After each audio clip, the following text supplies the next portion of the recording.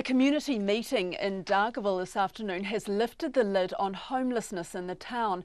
Local Methodist minister Kuli Fisi-Iali called for help after hearing of 6 Tongan families who have nowhere to live despite having jobs. But it's emerged it's not just Tongan families who are affected. Lois Williams has been in Dargaville today.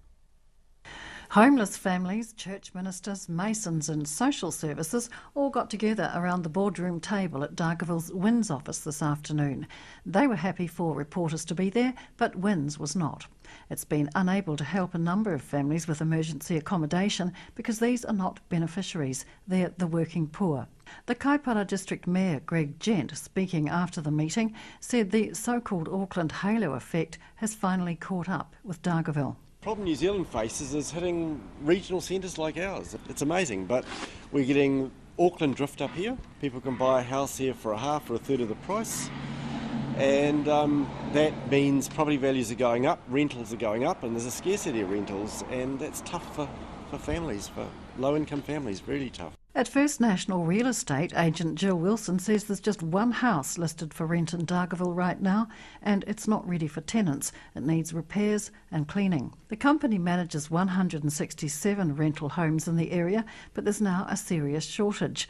And at open homes for rentals, 30 desperate families at a time are turning up for viewings. Jill Wilson says Auckland investors and retirees have discovered Dargaville and they've been buying up rental stock, but there's also been a flurry of activity by locals buying their first homes. I think that you've got quite a few of the mid-20-year-olds who have actually saved their deposits. They're able to access different first-home buyer schemes as well, and they're able to now access the KiwiSaver as it's maturing, so they can buy their first home. Whatever the reason, there are families on the street in a town that's never before had a homeless problem. The Reverend Kuli Fisi-Iali says today's meeting revealed another 3 families living in their cars at a local reserve, and these are not members of the Tongan community.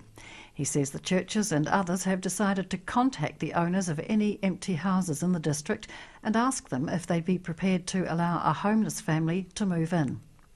If we find a house vacant, if the property needs to fix before family moving in, then we offer our service to do the work.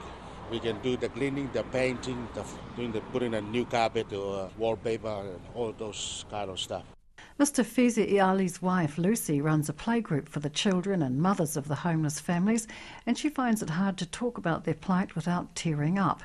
One family, she says, had been living in their car for a week with 3 children in a car park near public toilets before their minister found them. They've been staying with the sister, and the landlord found out that they overcrowded, so they're warning them. So it's best for them to move and stay in the car. And they couldn't find a house. That's sad. Yeah. The Tai Tokiro MP, Calvin Davis, who was at the meeting, has now taken up the cause of the homeless Dargaville families. Because there are families, 13 in a house, 5 adults, 9 kids sort of scenarios, 2 or 3 generations together in the one house.